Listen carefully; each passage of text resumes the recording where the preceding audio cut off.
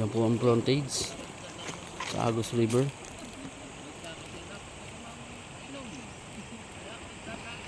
Ito po yung property. Yan po mga niyugan na yan. Tsaka po itong kabilang ito. Yan dalawa. Parang mayroon siyang pagitan na creek. Pero wala po siyang tubig. Tapos nandito po maganda. May front team po yung 2,500. Andun po yung National Highway. Yan po niyugan. Oh. Kapantayanan po yan nandyan. Yung pinasok namin kanina.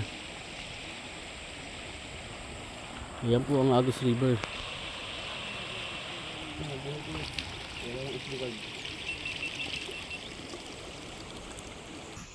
Ang daming niyog. Oh.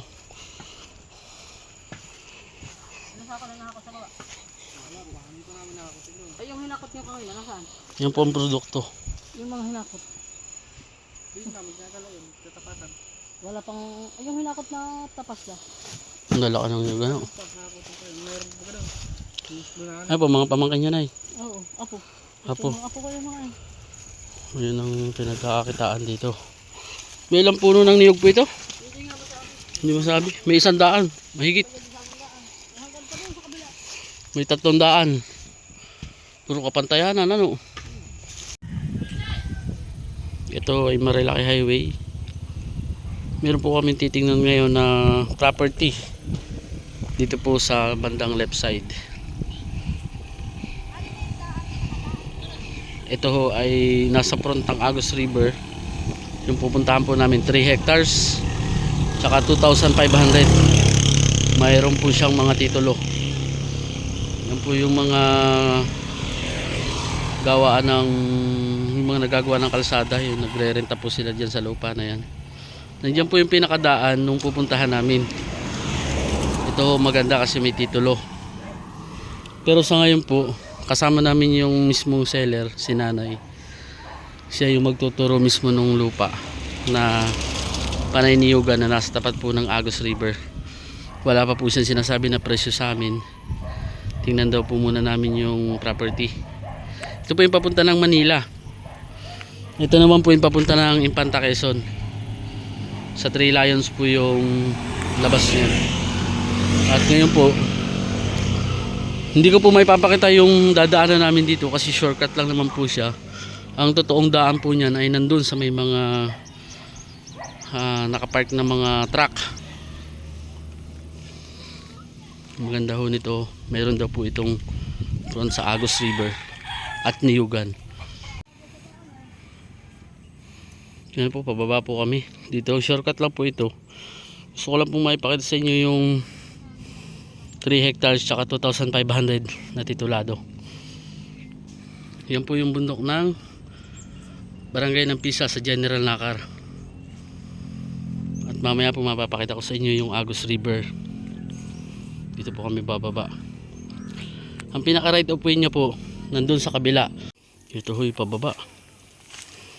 Ngayon po ay 3:47 ng hapon. Titingnan ko po kung ilang minuto kami lalakad pababa hanggang doon sa property. Maganda ho ang makakakuha po nito ay yung merong pong mga equipment na pwede mag-develop ng road kasi daw po ito naman po talaga ay dating kalsada na nakakadaan yung mga sasakyan. Yan, pababa po kami dyan.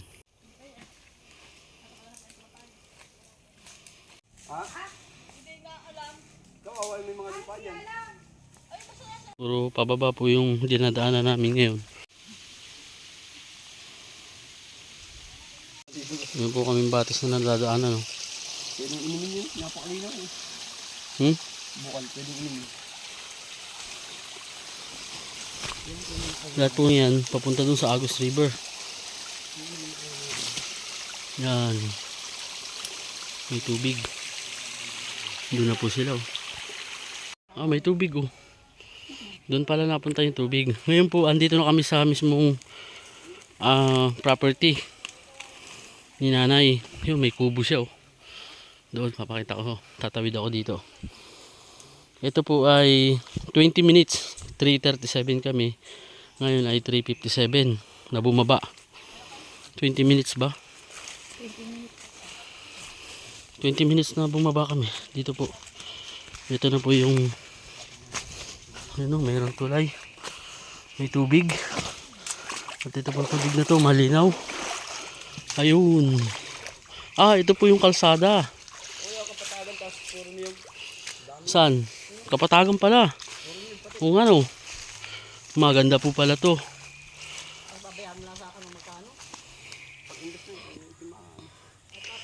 Ito yung kalsada na na dati nadaan dito yung 4 wheels. Ito ho yung dati po kasi mas marami yung tao dito sa may malapit sa Agus River. Nung nagkaroon po ng highway, naglipatan sila doon. Ito po talaga dinadaanan ng kalsada. Dinadaanan po ng sasakyan. At ngayon po ito na yung property ni nanay. Ito ba yung 3 hectares? 3 hectares? Yung 2.5, 2,500. Ito ho yung 3 hectares. May mga niyugan na kapatagan tapos may tubig. Tapos ang front po nito Agus River. Ngayon po, yung pong 2,500 something nandito rin po yun. Mayroon din daw pong front ng Agus River. Pansamantala, para matumbok namin yung property, nakidaan po kami dito. Binaybay namin yung river na yung batis na yan. Tapos pumapasok siya dito sa lupa ni nanay. Ang maganda ho, yung titulo nakapangalan po mismo kay nanay, 3 hectares. Pero wala siyang sinasabi sa amin na presyo ngayon. Kasi kung babaratin at mura lang daw po, hindi na muna nila ibebenta. Ngayon po hinihimok namin kasi marami pong naghahanap sa atin ng tapat ng Agus River. Yan. Kung ito lilinisan, maganda. Kasi meron pong mga tanim na kakao. Yan.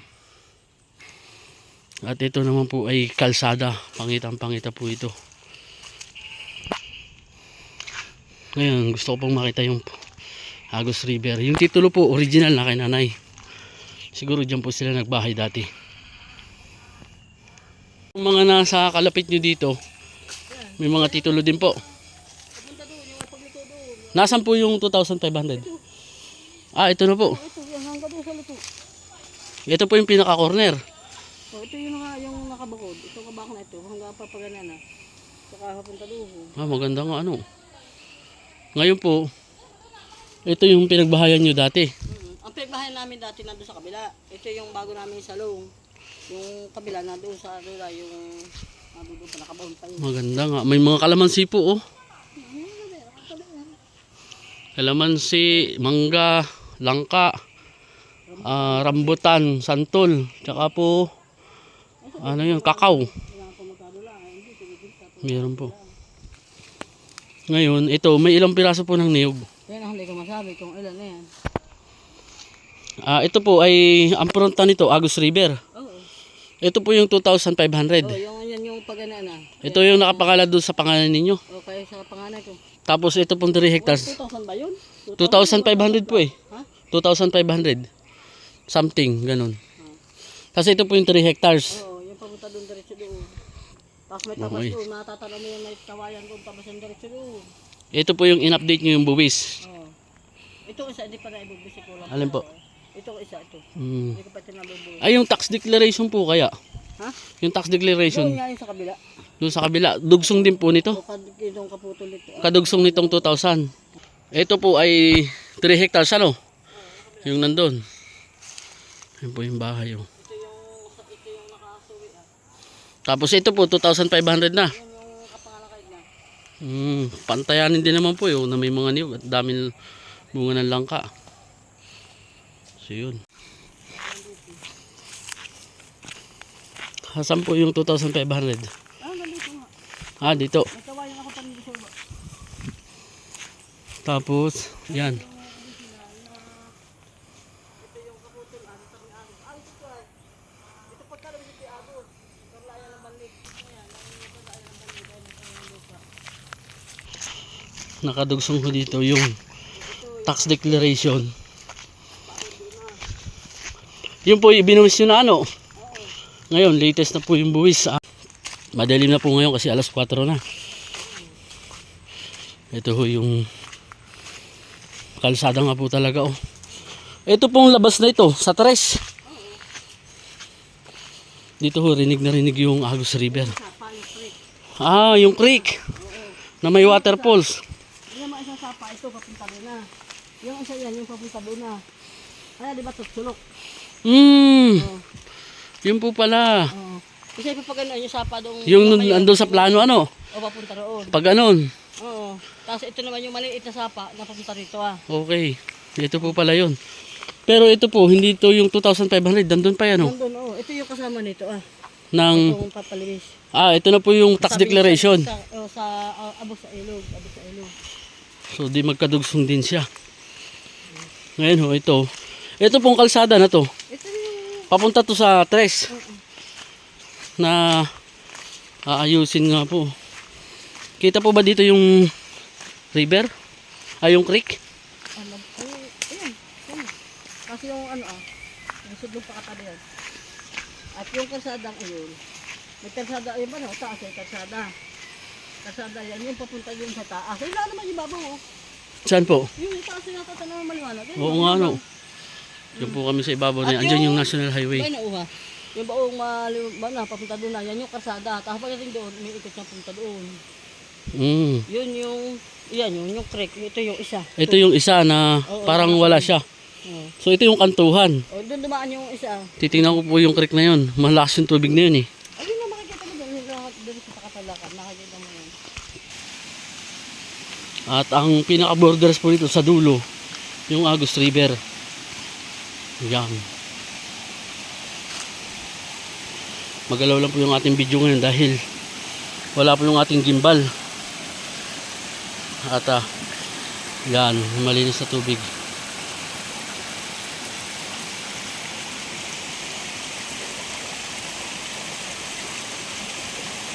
Yung alas 4 na po, tsaka makulimlim na eh.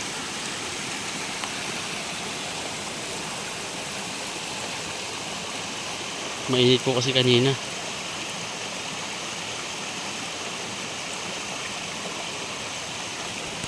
Maganda ho niya, magkakadugsong. Yung malinaw po ang tubig oh.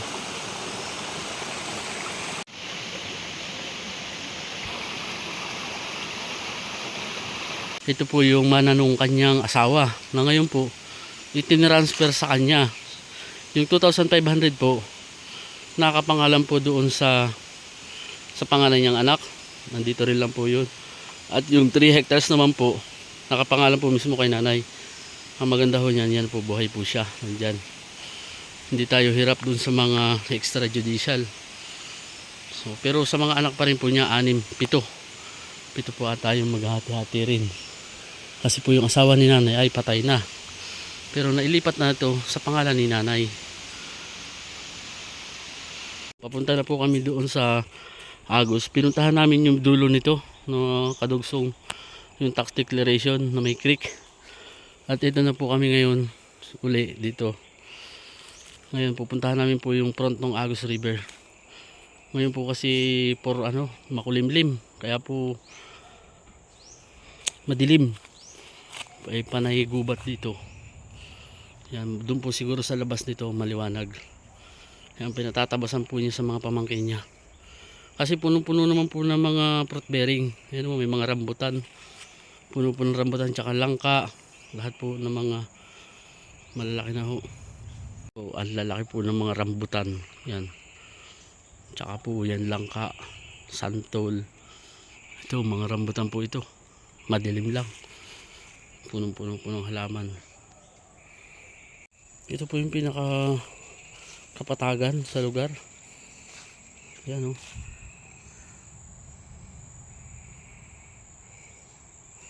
Puro patag po pala to. Dami pong tanim oh. Yun po yung bahay nila oh. Diyan po kami galing. Andiyan yung kalsada. Nandito po kami sa bandang gitna. Yung ang daming niyog oh. Nasaka na nakakot sa baba. Ay yung hinakot niyo kanina, nasaan? Yan po ang produkto. Yung mga hinakot. Yung namin, nagala yun, tatapatan. Wala pang, ay yung hinakot na tapas na. Nalaka ng niyog ano. Pagkakot ko kayo, mayroon po gano'n. Ay po, mga pamangkin niya na eh. Oo, apo. Apo. Apo ko yung mga yan. Yun ang pinagkakakitaan dito. May ilang puno ng niyog po ito? Hindi nga masabi. Hindi masabi. May 100. Mahigit. Hanggang pa doon sa kabila. May 300. Puro kapantayanan ano. Eh kailan nyo lang po ito, ngayon nyo lang po ito pinaniyogan uli. Ito yung nilin, yung iba na bibili ako.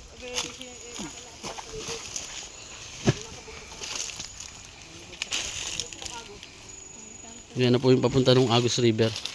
Pupuntahan po namin yung Agus River dito. Oh, mayroon din ano. Balsa. Kapantayanan po ano. Yan po ang kapal po ng niyog. Yan po kami galing. Puro patag. Ito na po yung Agus River. Yan. Makulimlim po kasi kaya ano. Ayan po ang ano. Nawala na yung araw dito. Lakad po kami dito. Ito na po yung Agus River. Mula dun sa kapantayanan na may niyugan. Meron pong Agus River na maganda.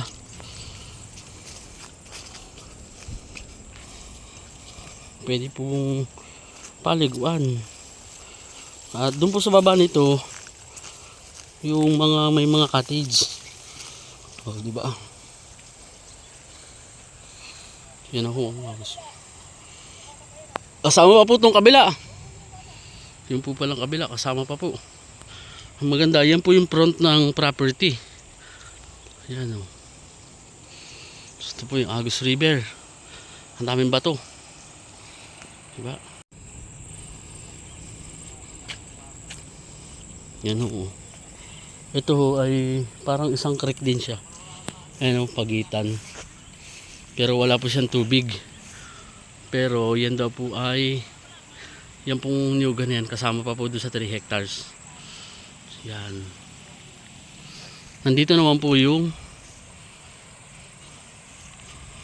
2,500. Andun po sa katugsong nito. Yan pong bundok na yan. Nandyan na po yung National Highway.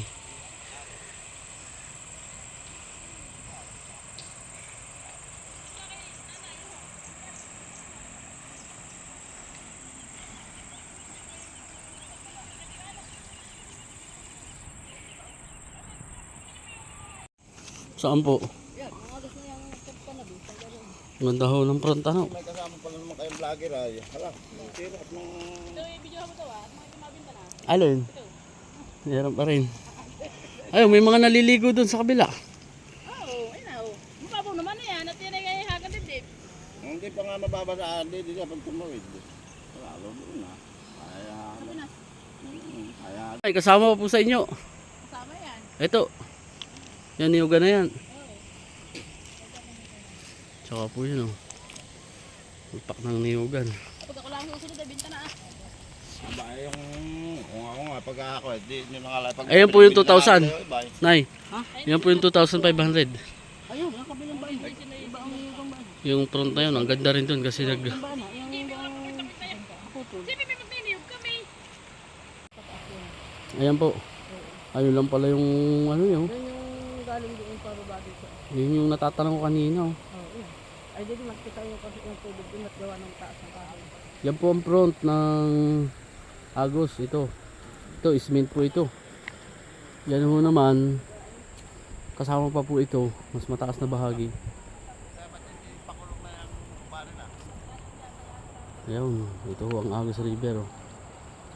Kaya pala kami na tatawag sila dyan. Walang tatawag. Ang linaw po ng Agus River, maganda po ito. Kung lumaki man siya, pag ganun ang ikot niya eh. Ngayon po ay ito dito. Yung pong pumasok na yun ay maganda kasi nandyan yung 2,500. Yan yung front po na yan. Ito po yung 2,500. Ito po. Yan yung 2,500 yan. Tapos po yung tax declaration yung pataas po na yan. Andito naman po yung National Highway.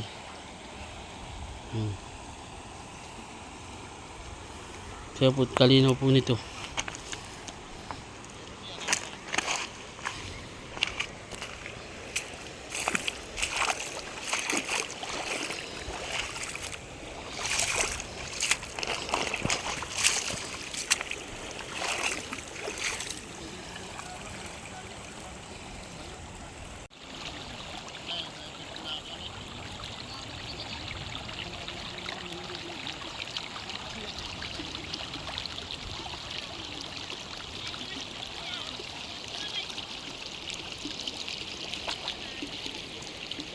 Yung pong kabila ay barangay po ng Pisa.